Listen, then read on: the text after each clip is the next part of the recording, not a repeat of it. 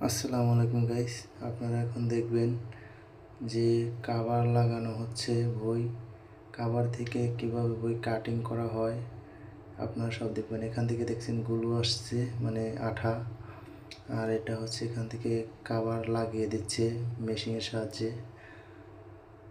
তারপরে এখান থেকে ভালো করে সমান করে গুনা হচ্ছে বই, গুনে এখানে রাখা হচ্ছে। তারপরে এই যে কাটিং দেখেন, আমাদের এখানে কাটিং হচ্ছে এক সাইড কাটিং হচ্ছে আগে, তারপরে আপনার কাটিং হবে হচ্ছে দুই সাইড, মোট 3 সাইড কাটিং হয়।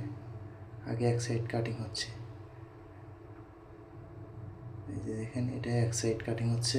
এটা এই যে এখন দেখবেন 2 সাইড কাটিং হয় কীভাবে। এই যে এক সাইড কাটিং হলো, এই যে 2 সাইড।